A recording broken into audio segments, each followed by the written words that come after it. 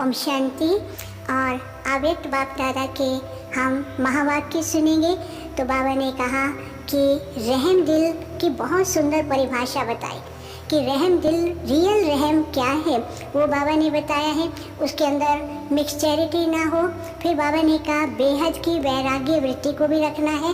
साथ साथ बाबा ने कई राज बच्चों को बताए हैं पुरुषार्थ के लिए। और बाबा ने कहा कि बाबा चाहते हैं कि माला बनाएं तो माला क्यों नहीं बन पाती है, वो भी बाबा ने उसका कारण बताया। अभी हम सुनते हैं प्यारे बाबा के महावाक्य। मुरली का मुख्य हेडिंग रहम दिल और बेहद की वैराग्य वृत्ति। रहम दिल और बेहद की वैराग्य वृत्ति। आज लवफुल और मर्सीफुल बाप दादा अपने समान बच्चों को देख रहे हैं। एक तो लवफुल, दूसरा मर्सीफुल। आज लवफुल और मर्सीफुल बाप दादा अपने समान बच्चों को देख रहे हैं। आज बाप दादा विश्व के सर्व अनजान बच्चों को भी देख रहे हैं। भले अनजान हैं लेकिन फिर भी बच्चे हैं। भगवान कौन है नहीं जानते, लेकिन बाबा तो जानते हैं मेरे बच्चे। तो बाबा कहते भले अनजान हैं फिर भी बच्चे हैं, लेकिन फिर भी बच्चे हैं। बाप दादा के सबंध से सर बच्चों को देखते हुए क्या अनुभव किया कि मेजॉरिटी आत्माओं को समय प्रति समय किसी न किसी कारण से जाने अनजाने भी वर्तमान समय मर्सी अर्थात रहम की, दया की आवश्यकता है। चाहे बाबा के बच्चे हैं चाहे बाहर के हैं, सबको क्या चाहिए, दया और मर्सी की ज़रूरत है। और आवश्यकता के कारण ही मर्सीफुल बाप को याद करते हैं। तो चारों ओर की आवश्यकता प्रमाण इस समय रहम दृष्टि की पुकार है। क्या पुकार करे, हमारे ऊपर रहम करो, कृपा करो। तो बाबा कहते हैं आवश्यकता प्रमाण इस समय रहम दृष्टि की पुकार है, क्योंकि एक तो भिन्न भिन्न समस्याओं के कारण, अपने मन संतुलन न होने के कारण मर्सीफुल बाप को वह अपनी अपनी मान्यता वालों को मर्सी के लिए बहुत दुख से परेशानी से पुकारते। या तो भगवान को पुकारते या उनके अपने जो इष्ट देव है उसको पुकारते हैं।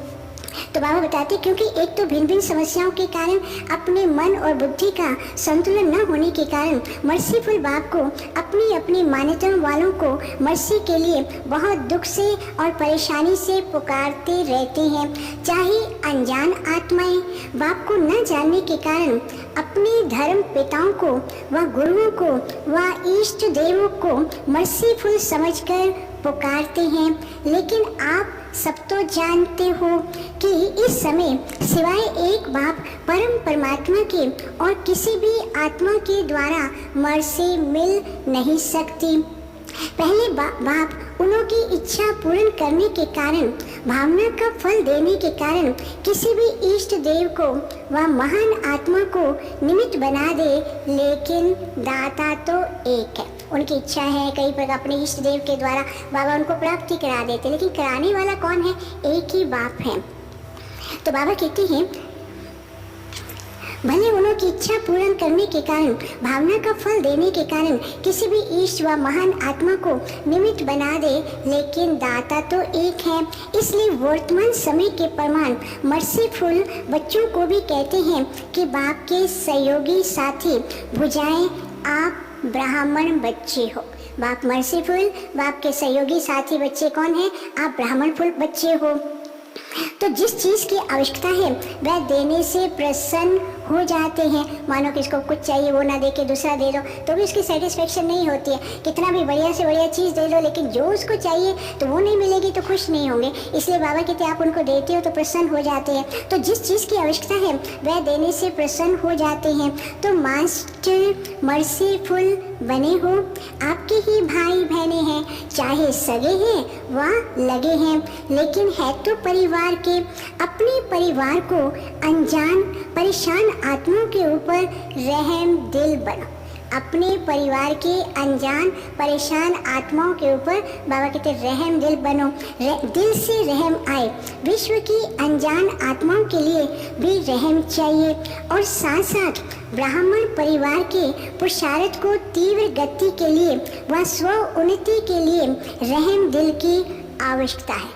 विश्व की आत्माएं और ब्राह्मण परिवार के लिए भी स्व उन्नति के लिए, तीव्र पुरुषार्थ के लिए रहम दिल की आवश्यकता है।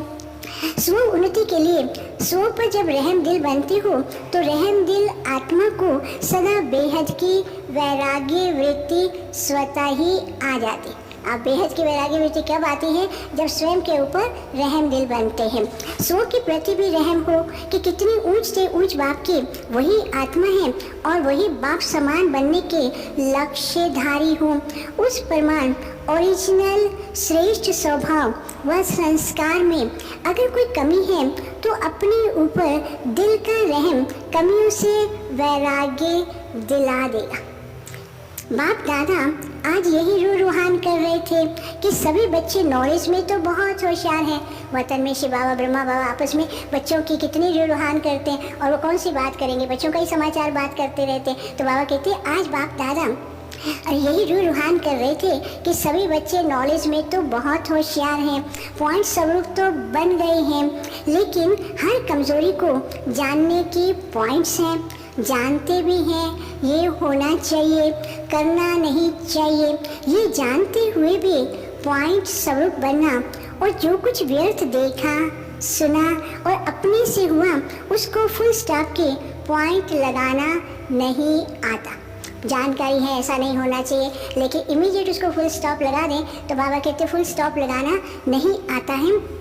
जो कुछ व्यर्थ देखा सुना और अपने से नहीं करना चाहिए ये जानते हुए भी पॉइंट स्वरूप पॉइंट लगाना नहीं आता। पॉइंट्स तो हैं लेकिन पॉइंट स्वरूप बनने के लिए विशेष क्या आवश्यकता है? अपने ऊपर रहम और औरों के ऊपर रहम। पॉइंट लगाने के लिए अपने ऊपर रहम और औरों के ऊपर रहम। भक्ति मार्ग में भी सच्चे भक्त होंगे व आप भी सच्चे भगत बने हो ना। आत्मा में रिकॉर्ड भरा हुआ है तो सच्चे भगत सदा रहम दिल होते। बाबा याद दिला रहे भक्ति मार्ग में क्या किया? सच्चे भगत सदा रहम दिल होते हैं। तो सच्चे भगत सदा रहम दिल होते हैं, इसलिए वे पाप कर्म से डरते हैं। बाप से नहीं डरते, भगवान से इतना नहीं डरेंगे, पाप कर्म से डरते हैं। बाप से नहीं डरते लेकिन पाप से डरते हैं, इसलिए कोई भी कई पाप कर्म से बचे हुए रहते। भक्ति मार्ग में डर रहता है कोई ऐसा कर्म ना करे, भगवान हमको सजा देगा। तो बाबा कहते सच्चे भगत पाप कर्म से बचे रहते, इसलिए वो कई पाप कर्म से बचे हुए रहते हैं। तो ज्ञान मार्ग में भी जो यथार्थ रहम दिल है उसमें 3 बातों से किनारा करने की शक्ति होती है। तो बाबा कहते जो रहम दिल बच्चे हैं उनमें 3 बातों से किनारा करने की शक्ति रहती। जिसमें रहम नहीं होता वो समझते हुए और जानते हुए तीनों बातों के परवश बन जाते हैं। वह तीनों बातें हैं कौन कौन सी हैं? पहली है अलबेलापन, और दूसरा है ईर्ष्या, और तीसरा है घृणा। ये 3 बातें जो हैं, जो सच्चे रहम दिल हैं वाले हैं उनको तीनों बातों से दूर रहते। जो नहीं है तो उनके अंदर 3 बातें आ जाती हैं, अलबेलापन, ईर्ष्या और घृणा। कोई भी कमजोरी व कमी का कारण 90% ये तीनों बातें होती। कोई भी कमी है कमजोरी उसका कारण बाबा ने 3 बातें बता दी, अलबेलापन, ईर्ष्या और घृणा। और जो रहम दिल होगा वह बाप के साथी और धर्मराज की सजा से, तो बाबा बता रहे बाप के साथी और धर्मराज की सजा से किनारा करने की शुभ इच्छा रखते हैं। जैसे भगत डर के मारे अलबेले नहीं होते, ऐसे आप ब्राह्मण आत्माएं बाप के प्यार के कारण, वो डर के कारण बाबा कहते ऐसे आप ब्राह्मण आत्माएं बाप के प्यार के कारण धर्म राजपुरी से क्रॉस ना करना पड़े, इस मीठे डर से अलबेले नहीं होते। बाप का प्यार उनसे किनारा करा देता है, अपने दिल का रहम अलबेलापन समाप्त कर देता। अपने दिल का सच्चा रहम अलबेलापन भी समाप्त कर देगा और बातों से भी सहज किनारा करा देता है। अपने दिल का रहम अलबेलापन समाप्त कर देता है और जब अपने प्रति रहम भावना आती है तो जैसी वृत्ति जैसी स्मृति वैसी सब ब्राह्मण सृष्टि के प्रति भी स्वतः ही रहम दिल बनते हैं। ये है यथार्थ ज्ञान युक्त रहम। बिना ज्ञान के रहम कभी नुकसान भी करता है। अब इसका और सुनो, बिना ज्ञान के रहम क्या क्या नुकसान करता है।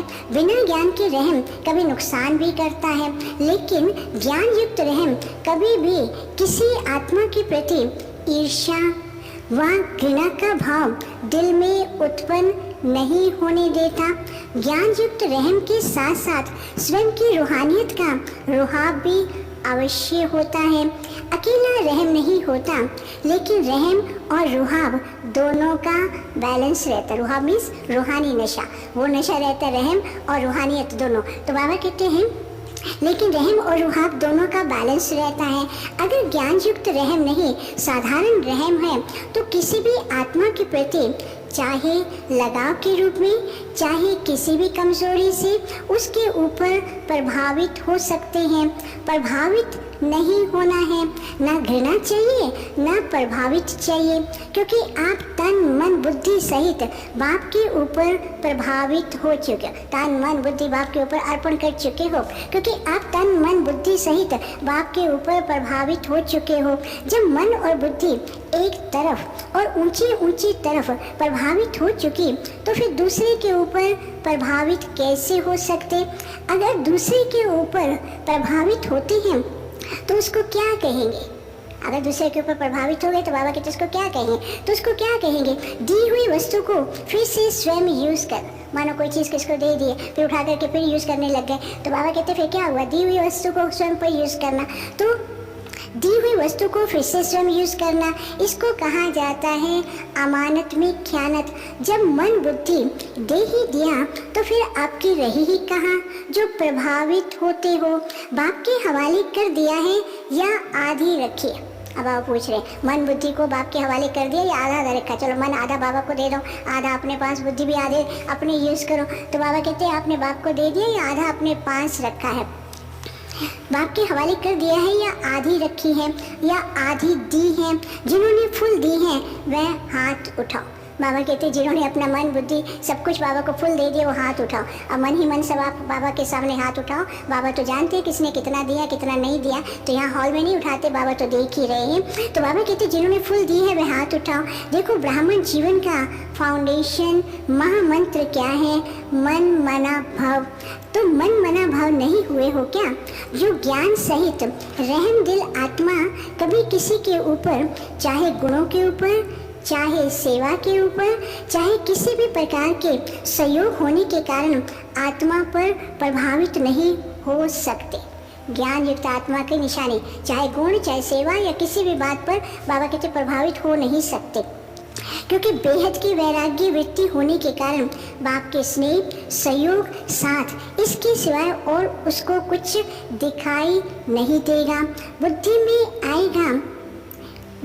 आएगा ही नहीं कि बाप के सिवा और कुछ भी इसकी बुद्धि में आएगा ही नहीं, बुद्धि में आएगा ही नहीं।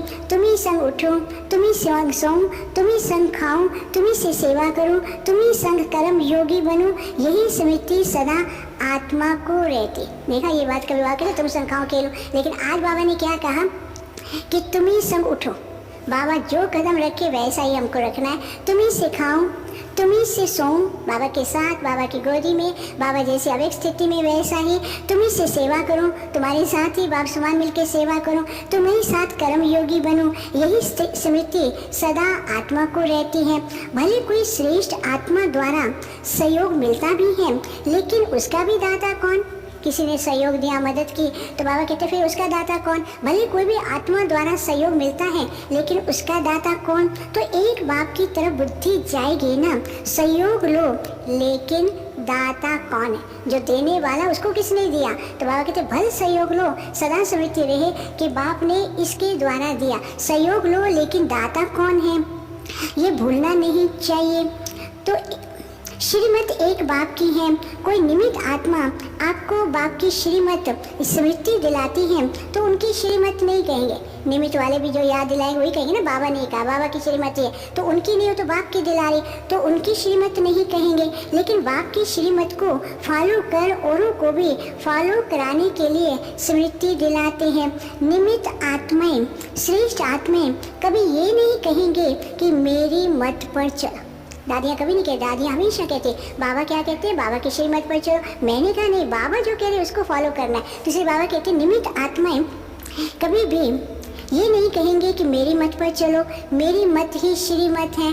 आजकल जो होंगे ना थोड़ा ज्ञान कमी हो गया कि मैं जो कह रहा हूँ वही श्रेष्ठ है, लेकिन दादी हमेशा कहती है बाबा जो कहते हैं वही श्रीमत है, मेरी मत ही श्रीमत है, ये नहीं कहेंगे। श्रीमत की फिर से स्मृति दिलाते, इसको कहते हैं यथार्थ सहयोग लेना और सहयोग देना।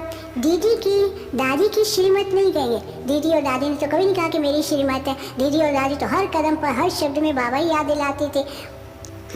तो बाबा कहते दीदी और दादी की श्रीमत नहीं कहेंगे, निमित्त बनते हैं तो श्रीमत की शक्ति स्मृति दिलाते हैं, चाहे उसके नाम की महिमा, चाहे उसकी आत्मा के ऊपर प्रभावित नहीं होना।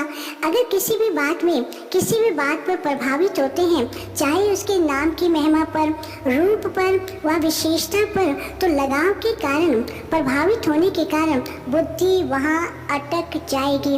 अगर बुद्धि अटक गई तो उड़ती कला हो नहीं सकती। उड़ना चाहते हैं, कहीं पंख अड़ गया या कोई चीज़ बीच में अटक गई तो फिर उड़ नहीं सकते। तो बाबा कहते हैं अगर बुद्धि अटक गई तो फिर उड़ना चाहे तो उड़ नहीं सकते हैं। अगर बुद्धि अटक गई तो उड़ना चाहे तो उड़ नहीं सकते। अपने ऊपर भी प्रभावित होते हैं। ये मेरी बहुत अच्छी प्लानिंग बुद्धि है, मेरा ज्ञान बहुत स्पष्ट है, मेरी जैसी सेवा और कोई कर नहीं सकते, मेरी इन्वेंटर बुद्धि है, गुणवान हूँ। ये अपने ऊपर भी प्रभावित नहीं होना। ये भी बाबा ने इन्वेंटर किसने बनाया? बाबा ने बनाया। ज्ञान किसने दिया? कोई अपना ज्ञान थोड़ी लाए थे, बाबा ने तो ज्ञान दिया तो उसको मनन करके अपना बनाया। लेकिन तुम्हारी बुद्धि तो किसने दी? बाबा ने दी। इसलिए बाबा कहते अपने ऊपर भी प्रभावित नहीं होना है। ये अपने ऊपर भी प्रभावित नहीं होना है, विशेषता है, प्लानिंग बुद्धि है। लेकिन सेवा के निमित्त किसने बनाया? मालूम था क्या सेवा क्या होती है? बाबा कहते पहले ज्ञान से पहले क्या मालूम था? अभी तो इतना हो गया है लोगों को, बस ये मैंने किया, मैंने ये इन्वेंशन निकली, मैं ये कर सकता हूँ, मैं टीवी में ये प्रोग्राम दे सकता हूँ, मेरी बहुत विशेषता है। उसमें अपना करते करते जो भी यूज़ किया वो फिर क्या होता है? उसकी प्राप्ति तो नहीं होती ना, बुद्धि अटक जाती, उड़ नहीं सकते। तो इसलिए बाबा कहते हैं मालूम था क्या कि सेवा क्या होती है? इसलिए स्व उन्नति के लिए यथार्थ ज्ञान युक्त रहम दिल बनना बहुत आवश्यक है। फिर ये ईर्ष्या घृणा समाप्त हो जाती है। तीव्र गति की कमी का मूल कारण है ईर्ष्या व घृणा व प्रभावित होना।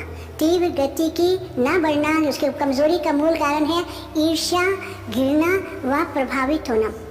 तीव्र गति की कमी का मूल कारण है ईर्ष्या व घृणा व प्रभावित होना, चाहे अपने ऊपर चाहे फिर बाबा कहते दूसरे के ऊपर। चौथी बात सुनाई अलबेलापन।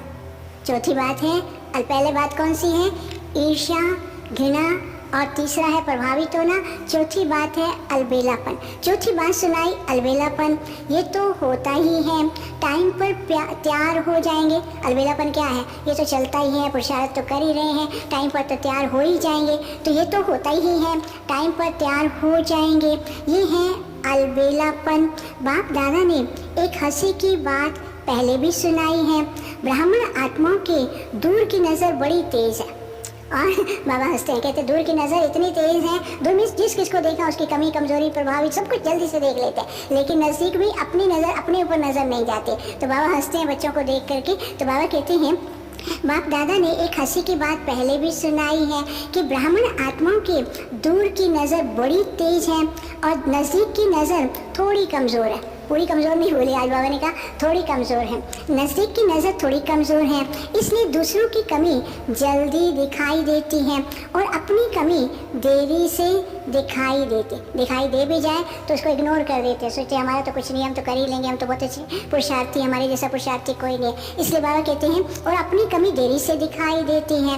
तो रहम की भावना लवफुल भी हो और मर्सीफुल भी हो जी, इससे दिल से वैराग्य आएगा। लवफुल और मर्सीफुल होंगे तो बाबा कहते हैं इससे फिर दिल से बेहद का वैराग्य आएगा। जिस समय सुनते हो वह बट्ठी होती है, रूहान होती है, उस समय तो सब समझते हैं कि ऐसे ही करना है।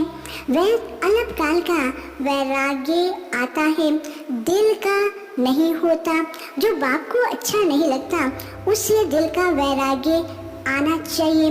अपने आप को भी अच्छा नहीं लगता, बाबा भी चाहते हैं कि बच्चे संपन्न बने। जिन बातों को बाप को अच्छा नहीं लगता तो बच्चों को भी वो फॉलो करना चाहिए। तो अपने आप को भी अच्छा नहीं लगता, लेकिन बेहद की वैराग्य वृत्ति का हल चलाओ, रहम दिल बनो।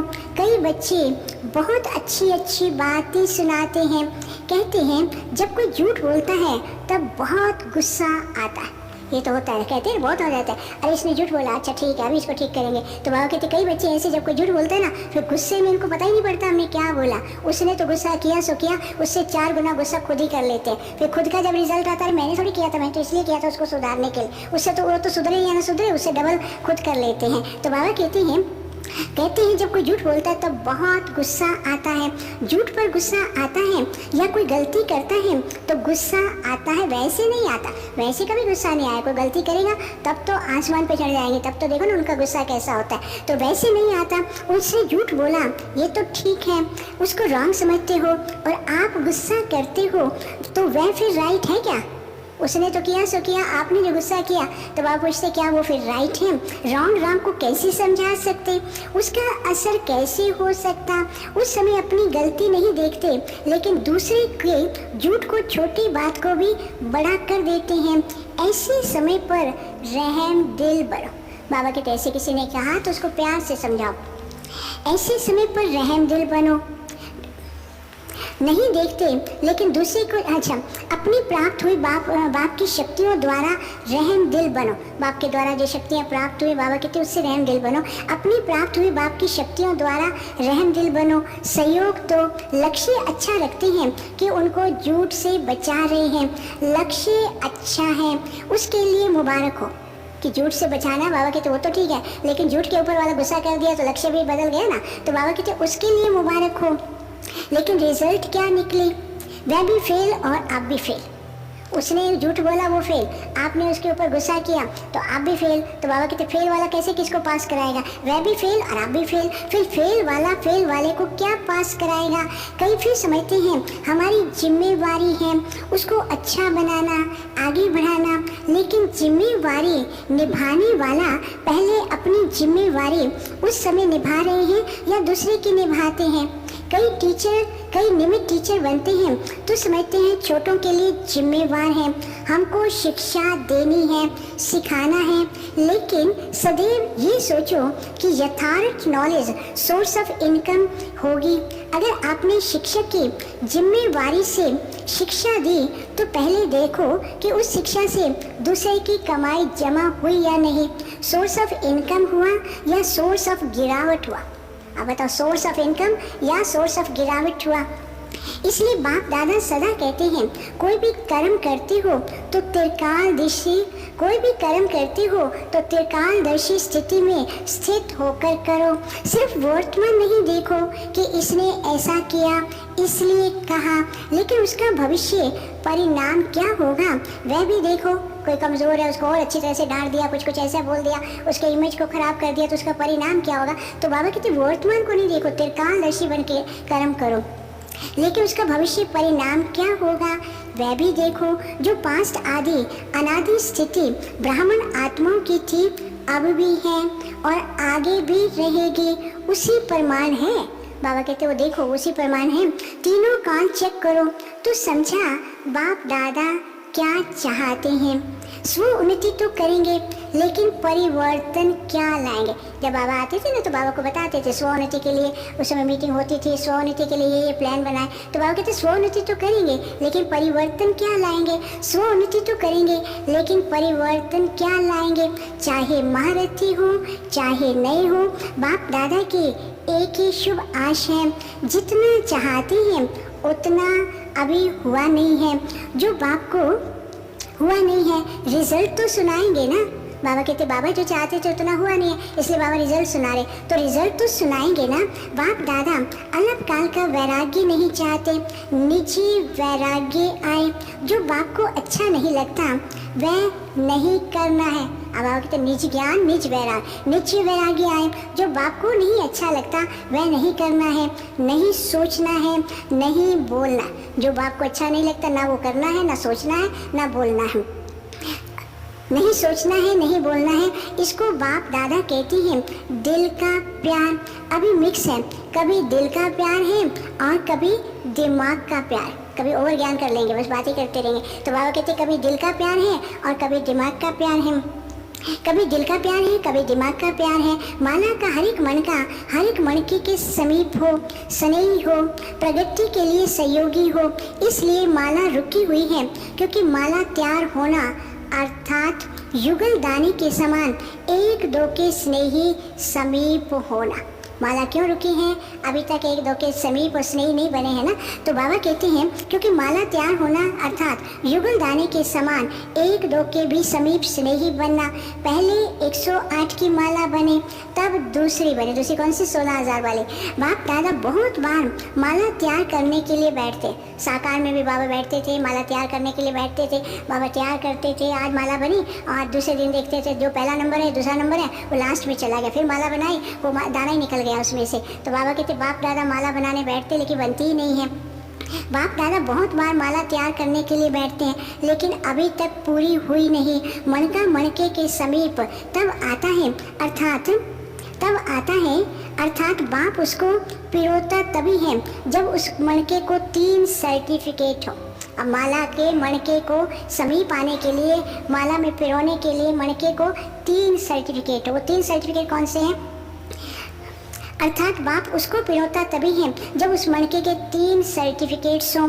पहला है बाप पसंद, दूसरा ब्राह्मण परिवार पसंद और अपने यथार्थ पुरुषार्थ पसंद।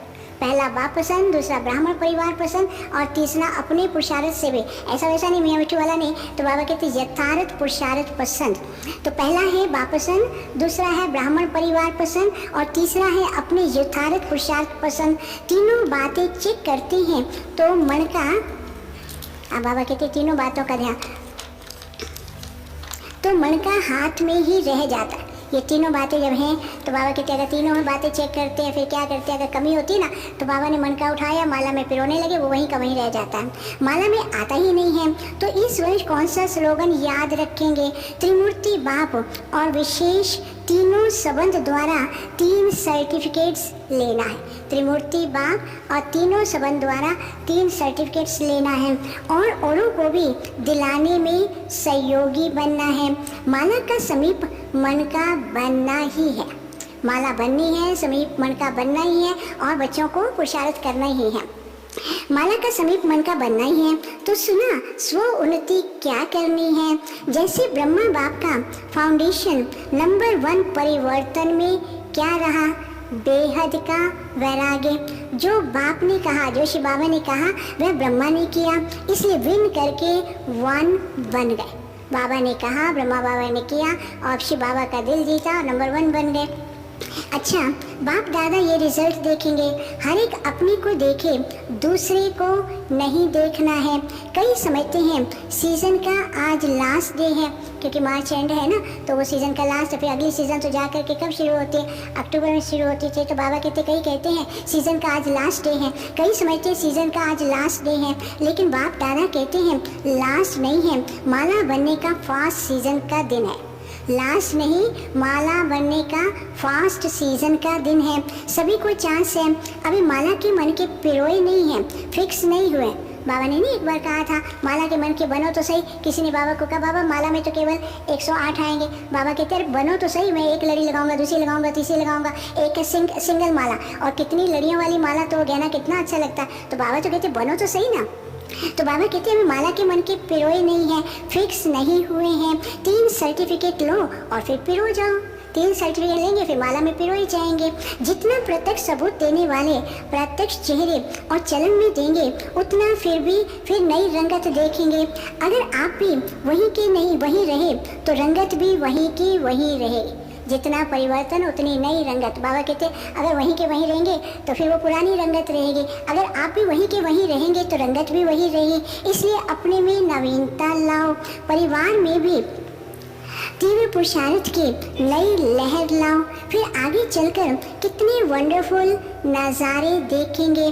जो अब तक हुआ वह बीता, अभी हर कर्म में नया उत्साह इन पंखों से उड़ते चलो। बाकी जिन्होंने जो भी सेवा में सहयोग दिया अर्थात अपना भाग्य जमा किया। वह भी अच्छा किया। जब सीज़न होती थी, पांडव भवन में ही होता था उस समय, तो अव्यक्त बाप दादा यहाँ आते थे और सबकी संभाल करना, उनका ध्यान रखना, सब मिलकर के सहयोग देते थे, रहने में, कोई खाने में। तो बाबा कहते जिसने जो सहयोग दिया उसने अपना भाग्य जमा किया। बाकी जिन्होंने जो भी सेवा में सहयोग दिया अर्थात अपना भाग्य जमा किया, वह अच्छा किया। चाहे देश चाहे विदेश के चारों ओर के सेवाधारियों ने सेवा की। क्योंकि जो मार्च का महीना होता है ना, फरवरी और मार्च, ये विशेष करके डबल विदेशी भाई बहनें बहुत संख्या में होते हैं। तो इसलिए बाबा कहते चाहे देश के चाहे विदेश के, सब ने जो भी सेवा की अपना भाग्य जमा किया। चाहे देश चाहे विदेश के चारों ओर के सेवाधारियों ने सेवा की। इसलिए सेवाधारियों को बाप दादा सदा यही कहते कि सेवाधारी अर्थात गोल्डन चांस का भाग्य लेने वाले। अभी इसी भाग्य को जहाँ भी जाओ वहाँ बढ़ाते रहना। कोई भी प्रकार की सेवा है तो बाबा कहते जहाँ भी जाओ अपने भाग्य को बढ़ाते रहना। अभी इसी भाग्य को जहाँ भी जाओ वहाँ बढ़ाते रहना, कम नहीं होने देना। थोड़े समय का चांस सदा के लिए तीव्र पुरुषार्थ का गोल्डन चांस दिलाता रहेगा। सेवाधारी भी जो चले गए हैं, उसमें कुछ जा चुके थे, कुछ रहे थे, अथवा जो जा रहे हैं, सभी को मुबारक। आज बाबा देखो कितने प्यार से बच्चों को मुबारक भी दे रहे हैं और वरदान भी दे रहे हैं। अच्छा, सर्व रहम दिल श्रेष्ठ आत्माओं को सदा स्वयं को स्व उन्नति की उड़ती कला में ले जाने वाले, तीव्र पुरुषार्थी आत्माओं को सदा हर समय एक बाप को साथ अनुभव करने वाले अनुभवी आत्माओं को सदा बाप के दिल की आशाओं को पूर्ण करने वाले कुल दीपक आत्माओं को सदा अपने को माला का समीप मणका बनाने वाले विजयी आत्माओं को बेहद की वैराग्य वृत्ति से हर समय बाप को फॉलो कर बाप समान बनने वाले अति स्नेही राइट हैंड बच्चों को बाप दादा का याद प्यार और नमस्ते। अच्छा, मीठे मीठे सिक्के लदे बच्चों प्रति माता पिता बाप दादा का याद प्यार गुड मॉर्निंग। रूहानी बाप के रूहानी बच्चों को नमस्ते। हम रूहानी बच्चों के रूहानी बाप दादा को याद प्यार गुड मॉर्निंग और नमस्ते। प्राप्तियों को इमर्ज कर सदा खुशी की अनुभूति करने वाले सहज योगी भव। प्राप्तियों को इमर्ज कर सदा खुशी की अनुभूति करने वाले सहज योगी भव। सहज योग का आधार है स्नेह और स्नेह का आधार है संबंध। संबंध से याद करना सहज होता। अब दूसरे को याद करना, जो अपने मित्र संबंधी हैं उसको याद करना अलग होता है ना। तो बाबा कहते संबंध से याद करना सहज होता है। संबंध से याद करना सहज होता है। संबंध से ही सर्व प्राप्तियां होती हैं। जहाँ से प्राप्ति होती है मन बुद्धि वहाँ सहज ही चली जाती। जब पता हो ना ये चीज़ यहाँ से मिल जाएगी, फलाना मेरे को सहयोग देगा, कोई भी बात आएगी, फटाफट बुद्धि वहाँ चली जाएगी। तो बाबा कहते जहाँ से प्राप्ति होती है मन बुद्धि सहज ही वहाँ चली जाती है। इसलिए बाप ने जो शक्तियों का, ज्ञान का, गुणों का, सुख शांति आनंद प्रेम का खजाना दिया। कौन कौन सी? इसलिए बाप ने पहला है जो शक्तियों का, दूसरा ज्ञान का, तीसरा गुणों का, चौथा सुख शांति, पांचवा आनंद, छठा स्नेह का खजाना दिया है। जो भी भिन्न भिन्न प्राप्तियां हुई हैं उन प्राप्तियों को बुद्धि में इमर्ज करो तो खुशी की अनुभूति होगी और सहज योगी बन जाएंगे।